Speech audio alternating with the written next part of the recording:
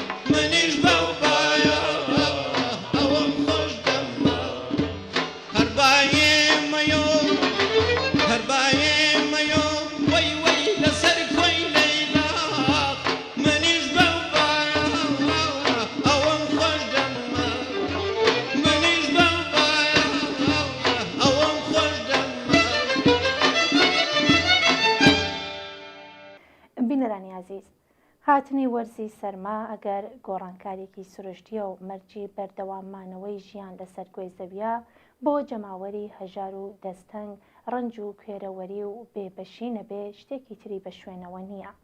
دەستفرۆشەکان ئەو بەشەی زەحمەتکێشانن کە گیرروگرفتەکانی سەر ڕێگای کاروژیانان بە چەند قات زیاد دەکات. با سەرەتای بەرنامەیەم هەفتەیەمان بە وتەیەکی کۆر سەبارەت بە وازیزانە دەست پێ بکەین.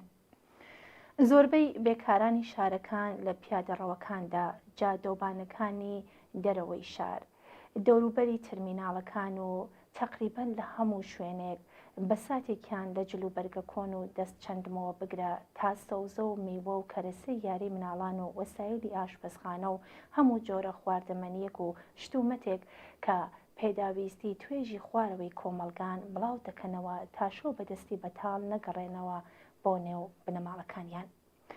بوونی دەستفرۆشی ئاشکراترین پێناسەی عینی و ڕاستەقینەی ڕێژەی بێکاری لە هەر کۆمەلگایەکدایە.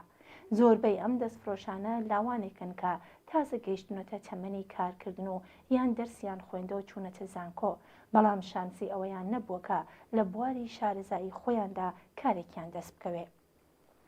دەستێک لەم دەستفرۆشانە کرێکارانێکی بێکارکراون کە کارەکانیان لەدەستداوە و نەیانتوانیوە هیچ کارێکی دیکە بدۆزنەوە.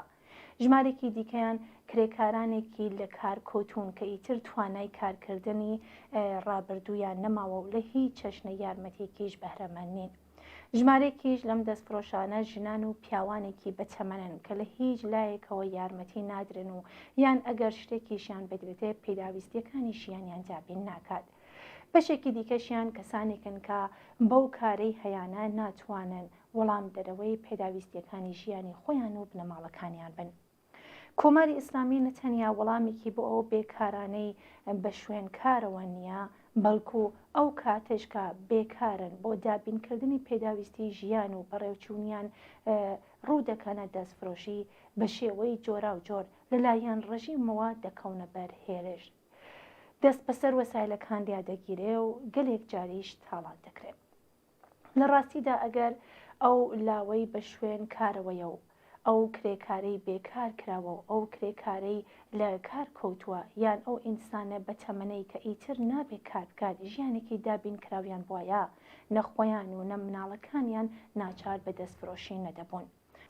کۆماری ئیسلامی نەدەی هەوێ و نەدەتوانێت لانیکەمی ژیان بۆ جەماوەری خەڵک دابین بکات تا ناچار نەبن بۆ دەستەبەرکردنی ژیانێکی مەمرۆمەژێ بشنە ژێرباری دۆخێکی بەم شێوەیە دژوارەوە.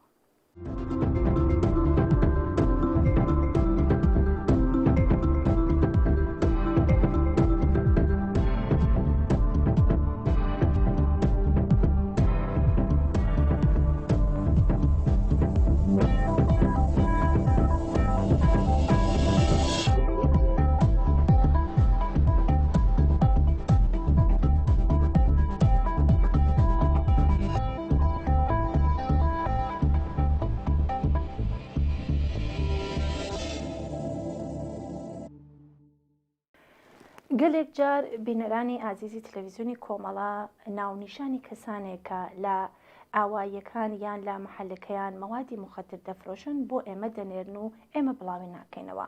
لەو بابەتەوە گلەیمان لێ دەکەن کە بۆچی ئێمە بەرامبەر بەو کەسانەی دەبنە هۆکاری ماڵوێرانی خانوادەکان کەمتر خەمین. لە وەڵامی هەموو ئەو ئازیزانەدا دەڵین ئێمە لەم بابەتەوە نەک هەر کەمتر خەمنین بەڵکو بە پێچەوانەوە گیرۆ دەبوون بە مەوادی مخەدر بە یەکێک لە مەترسیدارترین ئازارە کۆمەڵایەتیەکان بەتایبەت بۆ ئەمڕۆی کوردستان دەزانین. وە لە هەموو ئەو کەسانەی کە لەستەرەوە بۆ خوارەوە لە سوپای پاسدارانەوە وەک گەورە قاچاقچی مەوادی مخەدر تا دەگاتە ئۆمدەفرۆش و وردەفرۆشی ئەو مەوادە بێزارین. بەڵام مۆزوعی بڵاوکردنەوەی ناوی تاوانبارانی ئەو بوارە مەسەلەیەکی جیاوازە. کۆمەڵە وەک ڕێکخراوێکی مەسئول بەرامبەر بە کێشەوگرفتەکانی کۆمەلگای کوردستان هەڵسو کەوت دەکات. لە کاتێکدا کە ئێمە بەهۆی بارودۆخی ئێستا ئیمکانی ئەوەمان نییە کە لە دادگایەکی عادڵانە ئەو کەسانە محاکمە بکەین و بە سزای خۆیان بگەینین، بۆمان نییە بەبێ ئەوەی ئیمکانی دیفاع لە خۆیان لە بەردەم وەها دادگایەکدا پێ بدەین بیان خێنە بەردەم تووڵەی جەماوەرەوە یان خۆمان بەپێ معلوماتێک کە پێمان دەکات یەکلایەنە و بێدادگایی دەست بکەین بە سزادانیان. لەگەڵ ئەوەیشتا کە ئێمە دەزانین ئەو جۆرە کەسانە چەندە تاوانبارن و چەندە زیان بە کۆمەلگا دەگەێنن، بەڵام ئێمە لەستەرمانە کە سنەتی ئوسولی و دروست بۆ بەڕێوەبردننی دواڕۆژی کۆمەلگا دابمەرزێنین. فرۆشیاران و بڵاوکراوانی مەوادی مخدر لە هەر شوێنێکی کوردستان لەلایەن کۆمەڵەوە بە تاوانبار دەناسرن و ناوی ژمارێکی زۆر لەو تاوانبارانە تا ئێستا بەدەستی ئێمە گەیشتۆ لە لای کۆمەڵە ناوەکانیان ڕاگیرەوە بەدڵنیاییەوە لە کاتی خۆیدا کۆمەڵە لێپرسینەوەی توندیان لەگەڵ دەکات و دەبێت وەڵام دەرەوە بن. بڵاوکردنەوەی مەوادی مخدر لە نەزەر کۆمەڵەوە تاوانە و فرۆشیارانی ئەو مەوادە دەبێت چاوەڕوانی سزای یاسایی ئەو کردەوە نائینسانەی خۆیان بن. هەڵبەت ئەو بۆچوونەی ئێمە بە واتای ئەوە نییە کە خەڵک دەبێت بەرامبەر بەم جۆرە کەسانە بێتەفاوت بن. جەماوەری خەڵک خۆیان ئەو کەسانە دەناسن و گەلێک نمونە هەیە کە نیشان دەدات ئەو کەسانەیان لە ناو گەڕەک و شاردا بە تاخستوەتەوە و بە نفرەتەوە چاویان لێ دەکەن. هەموو پەیوەندی و هاتوچۆیەکی دراوسایەتی و هاومەحەلەیی لەگەڵیان قەت دەکەن. ئێمە لایەنگەری ئەوەین کە خەڵکێکە کە کەسانی لەو چەشنە لە هاوسایەتی ویان هاومەحەلەتی خۆیاندا دەبینن جۆرێک ڕەفتاریان لەگەڵ بکەن کە زەوی ژێر پێیان داغ بێت و ئیمکانی مانەوەی نیشتە جێبوونیان لەم شوێنانە بۆ نەمێنێت. لە لایەکی دیکەوە ڕوو لە لاوانی کوردستان و بنەماڵەکانیان دەڵێن کە نەتەنیا نابێت پەنا بۆ مادە خۆشبەرەکان بەرن، بەڵکو دژایەتی لەگەڵ تاوانبارانی بڵاوکردنەوەی مەوادی مخدر بە بەشێک لە خەباتی خۆیان لە دژی کۆماری ئیسلامی بزانن. لاوانی کوردستان سەرمایەی داهاتووی ئەم وڵاتەن و دەبێت خۆیان بۆ خەباتێکی لێبراوانە بۆ لە گۆڕنانی کۆماری ئیسلامی ئامادە بکەن و بنەماڵەکانیشیان پێویستە بیان پارێزن و ئاگایان لێبێت. بەو هیوایەی بە لە گۆڕنانی کۆماری ئیسلامی دیاردەنگریسەکانی ئەو ڕژیمە لەوانە مەوادی مخدریش لەسەر کۆمەلگا کەم بێتەوە.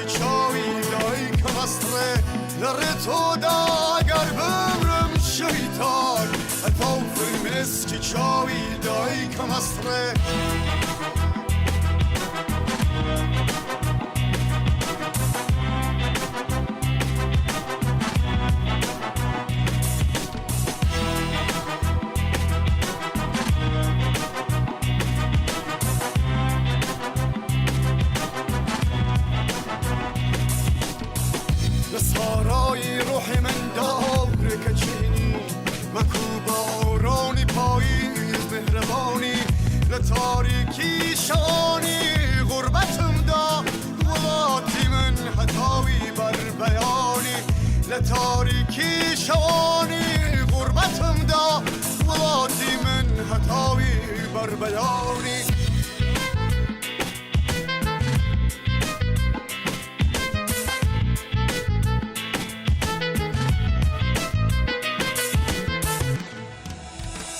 مترسان نیشتیمانی چاور من همو بندی جهانم رل بجاره پیاهان هونی گلهونی ملگره بستار روحی بارانی شباره پیاهان هونی گلهونی ملگره بستار روحی بارانی شباره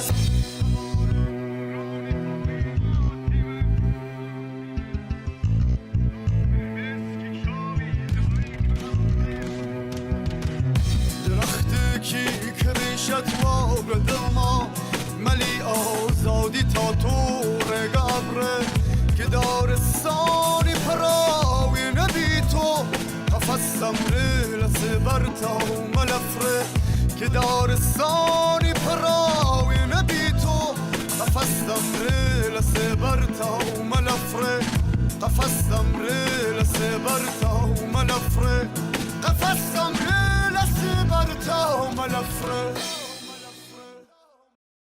عزیزان ئەگەرچی ئێمە باش دەزانین کە سیاسەتی ڕژیم بۆ بەسیجکردنی لاوان لە کوردستان سەرکەوتنێکی ئۆتۆی بەدەست نەهێناوە بەڵام بۆ ئەوەی تاکو تراکیش لاوان نەکەونە داوی بەسیجەوە پێویستە سەبارەت بە ناوەڕۆکی ئەو ڕێکخراوەیە و ئەو سیاسەتە بە ئاگایان بینیەوە ئامۆژگاریەک پێشکەش بە لاوانی کوردستان بکەین بۆ ئەوەی ناوەڕۆکی ئەم ڕێکخراوەیە بە وردەکاری زۆرتر بناسن و نەکەونەوە داویەوە. بەسیج لە ئەساسدا ڕێکخراوێکی چەکداری نیوە پیشەیە کە بە مەبەستی تەکمیلکردنی دامەزراوەکانی سەرکوتگەری ڕژیم هاتووەتە کایاوە. بەسیج لە هەمان کادا دەم و دەستگایەکی پەرەپێدەری خورافات و دواکەوتوویە. لە هەر شوێنێکە بوونێک لە بیری پشکەوت و زانستی بێت، مەدرسە بێت، زانکۆ، ئیدارە، کارخانە و کارگا ئەم دەستگایە مەعموولەتی ئەوەیەکە ئامادە بێ و زەربەی خۆی بوەشێنێ. بەسیج دەستگایەکی سیخوڕیە کە دەستی بۆ هەموو شوێنێکی کار و ژیانی خەڵکی ئەو وڵاتە درێژ کردوێتەوە. ئەندامانی بەسیج وەکو دەست و پەیوەندەکانی وەزارەتی ئیطلاعاتی ڕژیم کار دەکەن. بەسیج ڕێگای پێدراوەکە دەست بەرێتە ناو هەموو بوارەکانی ژیانی تایبەتی ئینسانەکان و بنەماڵەکان.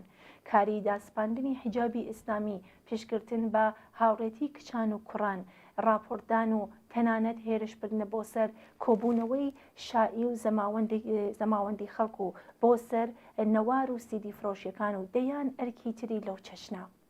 لە پاڵ هەموو ئەو ئەرکانەی کە پێسپێردراوە بەسیج خاوەنی ڕێکخراوێکی چەکداری ڕاهێنراوە کە بە هەموو جۆرە چەک و ئامرازێکی سەرکۆت تیار کراوە. بەسیجیش وەکو سپای پاسداران مافیایەکی ئابووری بەهێزی پێکهێناوەکە لە پاڵ مافیاکانی وەکو بنیادی مستازدەفین و ئاستانی قودسی ڕەزەوی یەکێک لە دامەزراوە هەرە بەهێزەکانی ئابووری ئێرانە. جماوەری خەڵک لە ئێران بەسیجیش وەکو یەکێک لە ئامرازەکانی دەسەڵاتی کۆماری ئیسلامی حساب دەکەن و ئەو ناوە ئەو ئیدعایەی کە لەمەڕ ژمارەی ئەندامانی دەکرێت جگە لە پرۆپاگەندێکی ڕەوانی بە شتێی تر نازانن.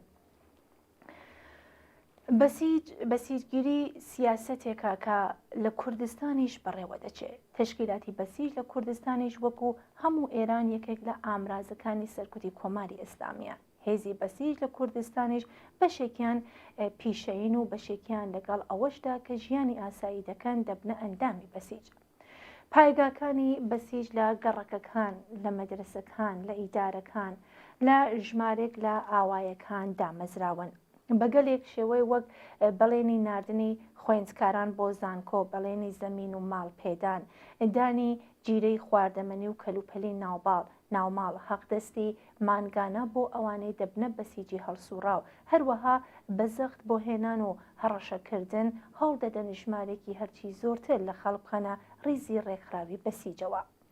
ژمارێکی زۆر لە ئەندامانی بەسیج لە کوردستانیش وەکو هەموو ئێران کەسانێک نین کە لە ڕێگای بیر و باوڕەوە جەزبی ئەو دەستگایە ببوون، بەڵکو بە مەبەستی دیاری کراو لەلایەن ڕژیمەوە بەکرێ دەگیرن و جەماوەریش هەروەها حسابیان بۆ دەکات. ژمارێکیش کەسانێکن کە لە ژێر هەڕەشە لەسەر کاردەرکردن دەکشێنە ناو هاوکاری لەگەڵ ڕژیمەوە. یەکێک لە فریوکاریەکانی کە سازماندراون و ڕێخەرەکانی بەسیج گرتویانەتە بەر ئەوە یەکە بەسیجیان بەناو دابەش کردووە بە دوو چەشن، بەسیجی فعال و بەسیجی نافعال. مەبەستیان ئەوە یەکە ئەو کەسانەی کە وا دوودڵ و ڕاڕان سەرەتا بە ناوی بەسیجی نافعالەوە ناونووسی بکەن و دوجار وردە وردە فێری ئەرکی خراپیان بکەن و ڕێگای گەڕانەوەیان لێ ببەستن و بیانکەن بە بەسیجی فعال. هەرکەس بە هەر بیانوێکەوە بەم تشکیلاتە پەیوەست ببێ بەکردەوە خۆی لە ڕێزی خەڵکجیا کردوێتەوە و جێگای خۆیەتی ئەگەر زۆر بیری لێ نەکردوێتەوە لەژێر زەخدا بوو یان بە هەر هۆیەکەوە بە هەڵە چووە هەرچی زۆرتر لێ پاشکەس بێتەوە. پێویستە هەموو لایەنەکانی ئەم پیلانی ڕژیم پوچەڵ بکرێتەوە و ڕێگان نەدرێت کە ئەم تشکیلاتە دش بە خەڵکە لە کوردستان پەرەبستێنێ.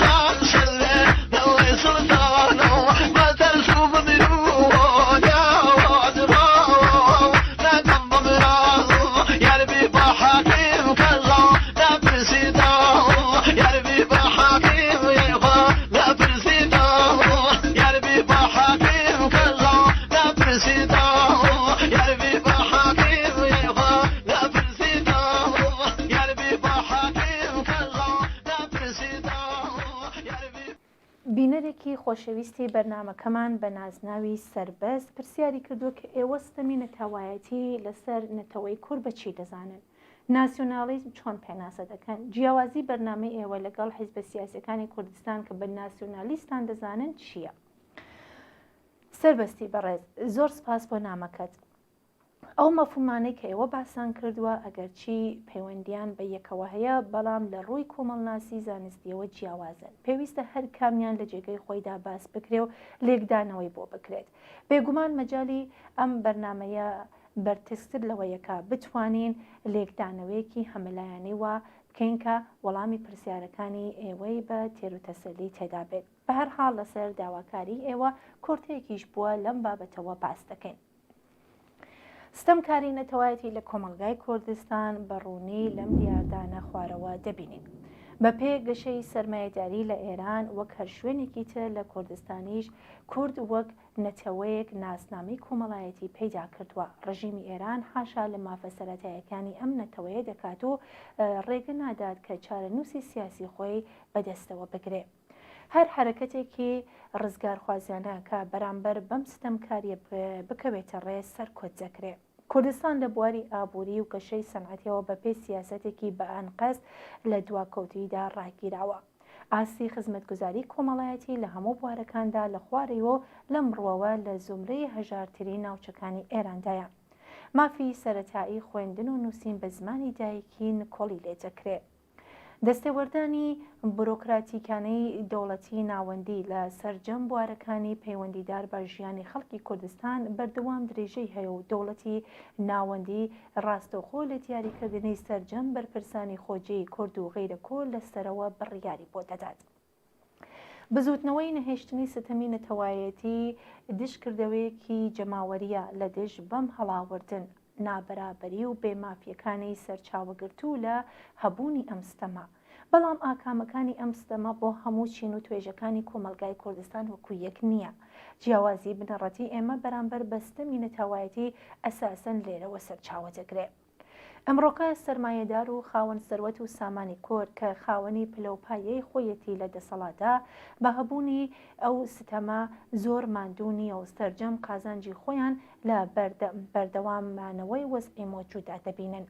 ئەوانە بوون بە بناغەی مادی بۆ پێگەی ڕژیمی دەسەڵاتدا لە نێو ڕیزەکانی بزوتنەوەی نەتەوایەتیدا.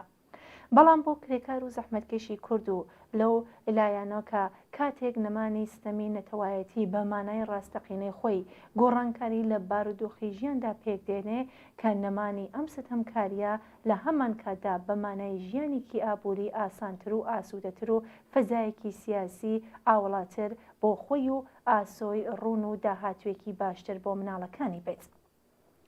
هەر بەم هۆیەوە کە لەم دەورەیەدا دروشمی چارەسەری مەسەلەی نەتەوایەتی لە دەوری هەندێک ئامانجی کۆمەڵایەتی شاراوە بە تەنیایی ناتوانێت جەماوەری بەرینی کرێکار و زەحمەتکێش لە ئاستێکی بەریندا تەنانەت بۆ نەهێشتنی ستەمی نەتەوایەتیش بێنەتە مەیدان. ئەگەر گیر و گرفتەکانی نەهێشتنی ستەمکاری بە تواوەتی لەم کۆمەلگایەدا بەهێزی زۆربەی ئەندامانی ئەم کۆمەلگایە کە خەڵکی کرێکار و زەحمەتکێشن چارەسەر دەکرێت، ئەوە دروشمەکانی خەباتی شۆڕژگەڕانە لە کوردستانیش پێویستە هاوکات هەموو بوارەکانی دیکەی ژیانی کۆمەڵایەتیش بگرێتەوە. کۆمەڵە لە سێدەیەی ڕابردوودا ئاڵا هەڵگری استراتیژیەکی ئەوتۆ بووە و هەر بەم پێوەدانگا بزوتنەوەی کوردستان وەک بزوتنەوەی شۆڕژگەڕانەی خەڵکی کوردستان پێناسە دەکات. ناسیۆنالیزم ئیدۆلۆژی و ئامانجێکی سیاسی دیاریکراوە و ناسیۆنالیزمی کورد لە کوردستانیش هەروەک کۆمەلگاکانی دیکە لە مێژووی سەردەمی سەرمایەداریدا هاتووەتە کایاوە. چەندین جۆر حیزبی سیاسی و بەرنامەی سیاسی جۆراجۆری لەسەر بیناکراوە و ئەم ئیدۆلۆژیە جەهانبینی استراتیژی سیاسی، فەرهەنگ و نەریتی تایبەت بەخۆی هەیە. مێژووی گەشە و بەرینبوونەوەی سەرمایەداری نیشان دەدات کە ئیدۆلۆژی و بەرنامەی ناسیۆنالیزم لەسەر بنەمای پێویستی سەرمایەداری هەر نەتەوەیەک بۆ پێکێنانی بازاری نێخۆیی و پاوانکردنی ئەم بازارە لە چوارچێوەی سنووری دیاریکرا و پێویستی پاراستنی ئەم سنوورانە بە هێزی جەماوەری خۆجەیی شکلی گرتووە. ناسیۆنالیزم فەرهەنگ و ئەدەبیات و هونەر و زمینەی تایبەت بەخۆی بۆ هەڵخڕاندنی جەماوەری لە خزمەت بەهاتنەدی ئەم ئامانجە چینایەتیە پێکێناوە. بەڵام ئەمڕۆکە لەگەڵ گەشەی لە ڕادەبەدەری سەرمایەداری و بە جیهانی بوونی سەرمایە سەرجەم سنوورەکان بەڕووی کاڵا و سەرمایەدا کراوەتەوە. بنەما ئابوووریەکانی ئەم ئایدۆلۆژیا لە تواوی دنیادا لە بەرەبەرەی لە ناوچوندایە و هەروەک ئیدۆلۆژیەک لە مەیدانەکانی سیاسەتی ڕۆژ و قۆناغ بە قۆناغدا لە سەرخانی کۆمەلگا و لە ئاستی فەرهەنگ و ئەدەبیات و هونەردا درێژە بە ژیانی خۆی دەدات.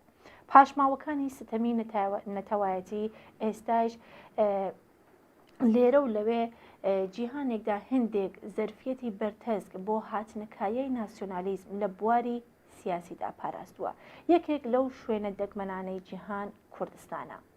ناسیۆنالیزم لە کوردستان ڕۆتێکی ڕیشەداری کۆمەڵایەتیە لەسەر ئەساسی ئەم ڕۆتە کۆمەڵایەتی بوو کە حیزبی سیاسی هەڵگری ئیدۆلۆژی ناسیۆنالیستی لە کوردستان پێکهاتن.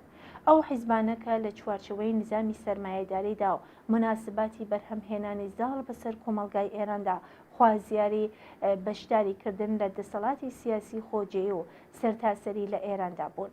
ئەوان بۆ وەدەستهێنانی پێگە و بەرەو پێشبردننی بەرنامەی سیاسی خۆیان پێویستیان بە پشتیوانی ئەو جەماوەرە هەبوو کە بەدەست ستەمکاری و هەڵاواردنی نەتەوایەتیەوە ڕەنجیان دەبرد. بەڵام ئەم حیزبانە بە حوکمی گۆڕانکاری کۆمەڵایەتی و ئابووری لە چەندەیە ڕابردوودا زیاتر لە پێشوو خۆیان لەگەڵ میل و ئاواتەکانی پێگەی چینایەتی خۆیان گونجادووە و بە جێگەی ئەوەی هەوڵ بۆ نەهێشتنی ستەمی نەتەوایەتی بدەن تەنیا بە وەدەستهێنانی بەشێک لە دەسەڵاتی مەحەلی ئەویش لە هەر ڕێگایەکەوە بێ ڕازی دەبن. هێرشی ڕژیمی کۆماری ئیسلامی بۆ سەر کوردستان و مقاومەتی ئەوان لە دژی ئەو پەلامارە هەتا ڕادێک پێگەی کۆمەڵایەتی ئەوانەی لە نێو چین و توێژەکانی کۆمەڵگادا بۆ دەستەبەر کردوون. ئەگەرچی ئەم حیزبانە هەر کامیان بەرنامێکی دیاریکراویان بۆ چارەسەرکردنی ستەمی نەتەوایەتی هەیە، بەڵام دەکردەوەی واقعیدا تەنیا بۆ وەرگرتنی بەشێک لە دەسەڵاتی مەحەلی و یان سەرتاسەری بۆ حیزبەکەی خۆیان هەوڵ دەدەن. ستەمی نەتەوایەتی پەیژەی بەدەسەڵات گەیشتنی ئەوانە بەبێ ئەوەی کە چارەسەرکردنی واقعی ئەو ستەمە ئامانجیان بێت. ئەوان هیچ داخوازیەکیان دژ بە مناسباتی کار و سەرمایە دژ بە پەیوەندیەکانی نظامی سەرمایەداری نییە و لەم ڕوانگەیەوە لایەنگەری پاراستنی وەزعی ماڵیەکانی موجودن. ئەوەیە جیاوازی بنەڕەتی ئێمە لەگەڵ ئەم حیزبانە.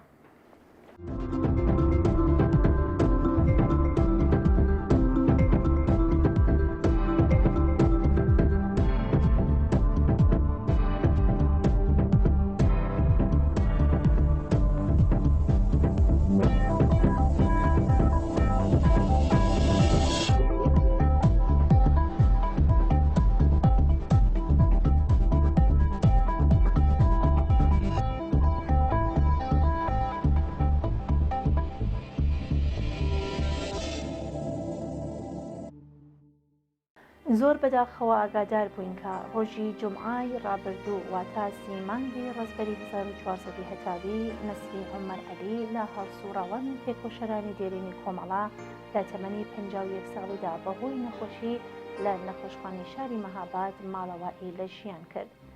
نەسرین خانم ساڵی 1349 هەتاوی لە کۆشی بنەماڵێکی مام ناوەندی لە ئاوایی ئاجیکەندی ناوچەی بۆقان چاوی بەژین پشکوت.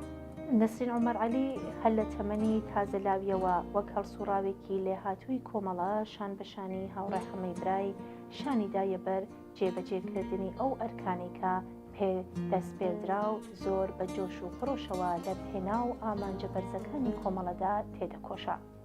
زۆر بەداخەوە یەکێک لە براکانی هاوڕێ نەسرین هاوڕێ دەروێش عومەر عەلی کە بە حەمەی ئاجیکان دەناسرا و لە پێشمەرگە فیدارەکانی گوردانی 24 مەهاباد بوو مانگی گوڵانی ساڵی 1367 هەتاوی لە بۆمبارانی شیمیایی مەقڕەکانی کۆمەڵا لە لایەن ڕژیمی ڕووخاوی بەعسەوە لە دۆڵی بۆتێ لە ناوچەی ڕانیا لە کوردستانی باشوور لەگەڵ 22 کەسی تر لە هاوڕێیانمان گیانی ئازیزی بەڕکرد. پاش گیان بەڕکردنی هاوڕێ دەروێش یەک لە دوای یەک براکانی دیکەی هاتە نێو ڕێزەکانی کۆمەڵە و ئەرکی سەرشانی هاوڕێ نەسرین ئەوەندەی دیکە قورستر بوو. بەڵام هەتا دوا ساتەکانی تەمەنی و سەرەڕای ئیدارەدانی ژیانی بنەماڵەکەی بە ئامانج و باوەڕەکانی وەفادار مایەوە و پاڵپشتێکی قایمی کۆمەڵە بوو. بەداخەوە نسری خانم ماوەی 4 ساڵ بوو تووشی نەخۆشیێکی قورس ببوو. سەرەڕای هەموو هەوڵ و ماندووبوونی بنەماڵەکەی بۆ چارەسەرکردنی، بەڵام جمعەی ڕابردوو لە نەخۆشخانەی شاری مەهاباد بۆ هەمیشە دڵە گەورە و پل لە خۆزگە و هیوای بە ئازادی و سەربەستی لە لێدان کەوت و ئازیزانی بەجێهێشت. ئێمەش بم بۆنەوە لە تەلەڤیزیۆنی کۆمەڵەوە پڕ بەدڵ سەرخۆشی دەکەین لە کەسوکار و بنەماڵەی سەربەرزی نسری خانم. هەموو خەڵکی ئاوایی ئاجیکند و خۆمان بە هاوبەشی خەمیان دەزانین. یادی ئازیزی بەرز و بەڕێز بێت.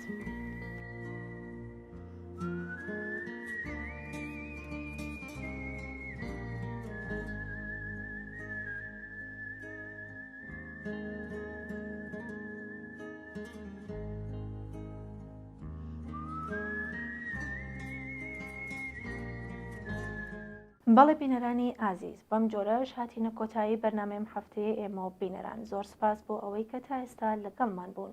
چاوەڕێی نامۆ، ئیمەیل و پەیوەندیەکانی تەلەفۆنی ئێوەی ئازیزین. بۆ هەرچی زۆرتر ڕازاندنەوەی بەرنامەکەی خۆتان پەیوەندیمان پێوە بکەن و پەیام و ڕابۆچوونەکانتان باس بکەن. هەر شاد و بەختەوەر بن ماڵەوە.